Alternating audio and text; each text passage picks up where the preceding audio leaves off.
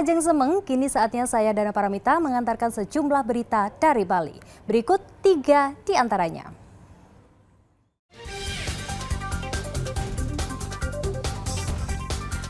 Demam babi Afrika merebak di Kabupaten Bangli.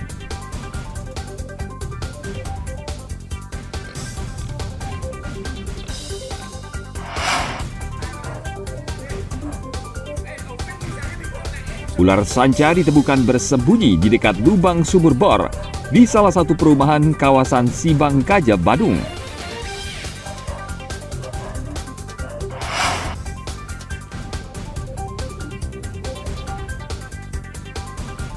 Jelang musim libur panjang, Pelabuhan Padang Bay dipadati wisatawan asing.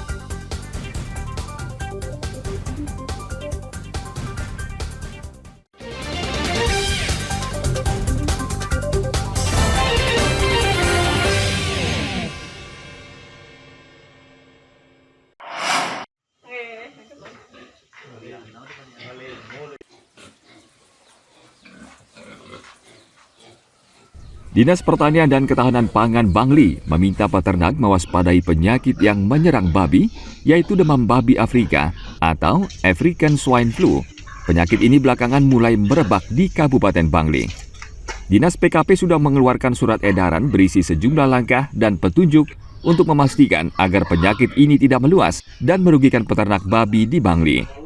Kepala Dinas PKP Bangli mengatakan, penyakit demam babi Afrika ini masih ada di Bangli. Ia mengimbau masyarakat khususnya peternak agar menerapkan biosecurity secara ketat, menjaga kebersihan kandang dan peralatan dengan melakukan penyemprotan 2 kali sehari. Kepada masyarakat, sementara kalau untuk ukuran usaha ternak yang cukup besar ya jangan dululah terlalu nambah populasi. Kalau toh mau nambah populasi, pastikan bahwa ambil bibit dari kandang yang tidak jauh, dari ternak yang tidak jauh, dan kemungkinan untuk tertular ASF itu kecil. Dinas PKP juga menghimbau apabila menemukan ciri-ciri perubahan warna kulit babi menjadi merah kebiruan, segera berkonsultasi dengan dokter hewan. Hewan babi yang rawan demam dan mengalami kejang harus segera diisolasi dan dipindahkan ke kandang lain agar tidak menular ke babi yang sehat karena penyakit demam babi Afrika ini menular. Tim Liputan melaporkan dari Kabupaten Bangli. Jadi posisinya itu tadi ekor di sini melilit gini badannya ke sini, Pak. Ular sanca ini bersembunyi di dekat lubang sumur bor di salah satu perumahan di kawasan Ayung Resort, Sibangkaja, Badung. Ular sepanjang 3 meter dengan berat sekitar 10 kg ini pertama kali ditemukan seorang anak kecil yang hendak berangkat sekolah. Ular sebelumnya melingkar di mesin pompa air, lalu pindah dan bersembunyi di lubang bor. Khawatir bisa masuk ke dalam rumah, warga akhirnya berhasil menarik ular dari lubang dengan alat penjepit. Ya ada sekitaran 3 meter lebih lah. 3 meter lebih ya. Tadi kondisinya gimana waktu itu? Kondisinya lagi tidur. Lagi tidur. 3 meteran. Apa kira-kira tadi membahayakan nggak tadi? Ya, kalau nggak diganggu dia nggak bakalan membahayakan. Tadi ular jenis apa itu? Ular jenis sanca. Ular jenis sanca ya. Kira-kira 6:30 saya mau mengantarkan cucu saya sekolah. Jadi pas kami buka pintu dapur belakang, cucu saya ngeliat gitu, ada ular gitu. Jadi posisi ularnya tuh memang bukan sedang terlilit seperti tadi, Pak. Tapi posisinya tuh memang memanjang dia. Jadi posisi ekor dan itu dekat sumur itu tadi, di mana tempat Bapak tadi menangkap. Badannya itu nyambung ke mesin daripada sanyo saya, mesin air. Nah, badannya, kepalanya tuh melilit dekat daripada mesin sumur itu tadi gitu. Jadi kami kebetulan karena tinggal di BTN, ya minta tolong warga untuk membantu saya mengevakuasi gitu. Ular kemudian dimasukkan ke dalam karung, lalu dibawa ke lokasi yang jauh dari permukiman warga untuk dilepas liarkan ke habitatnya. Ular sanca atau piton bisa tumbuh hingga panjang 9 meter dengan berat ratusan kilogram. Tidak heran ular sanca ini dijuluki ular terpanjang di dunia. Gigitan ular ini tidak berbisa, namun lilitannya bisa mematikan mangsa. Tim Liputan melaporkan dari Kabupaten Badung.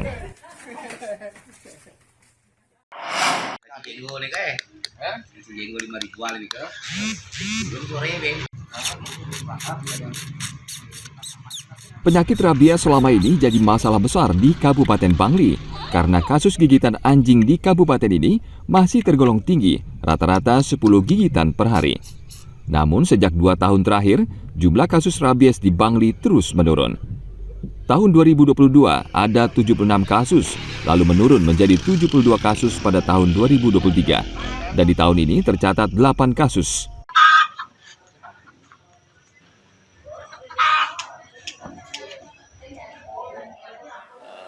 Keikutsertaan partisipasi masyarakat dalam penanganan rabies. Nah, sehingga kita masyarakat lebih aktif dalam penanganan rabies, tidak hanya pemerintah, dan ini intinya adalah bahwa penanganan rabies itu adalah tanggung jawab kita semua. Pemkab Bangli melalui Dinas Pertanian, Ketahanan Pangan dan Perikanan telah membentuk tim tertib siaga rabies atau TISIRA di masing-masing desa, kelurahan untuk menekan kasus positif rabies pada anjing. Tim ini akan bertugas mulai dari pendataan anjing penular rabies, sosialisasi bahaya rabies, serta terjun langsung menangani rabies. Hingga saat ini sudah ada 2 desa yang sudah membentuk TISIRA, yaitu Desa Mengani dan Desa Gunung Bali Kintamani. Sementara untuk 70 desa lainnya akan terus didorong untuk membentuk tim yang sama. Sebagai langkah pencegahan, warga juga diminta merawat anjing piaraan dengan baik, serta tidak melepas liarkan karena khawatir membahayakan orang lain. Tim Liputan melaporkan dari Kabupaten Bangli.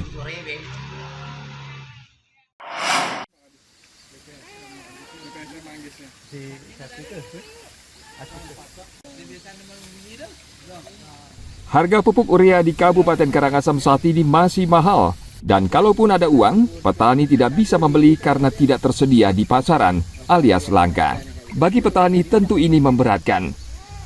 Untuk mengatasi ketergantungan pada pupuk urea atau kimia, petani di Desa Manggis, Karangasem mulai bercocok tanam secara organik. Petani di beberapa subak mendapat bimbingan dari petugas penyuluh pertanian tentang cara memproduksi pupuk organik cair secara mandiri. Iwayan Puja, salah satu petani di Subak Bakung, mengatakan proses peralihan ke pertanian organik membutuhkan kesabaran. Ia mengaku sudah 3 kali masa tanam namun hasil panen menurun. Tetapi jika kesuburan tanah meningkat, hasil panen padi organik juga akan meningkat. Pertanian organik ya sungkara Pak. Sekarang petani di Tempe Bakung sudah menikmati hasilnya dari kualitas beras dan juga hasil penjualan, tapi penjualannya cuma lokalan di sini aja.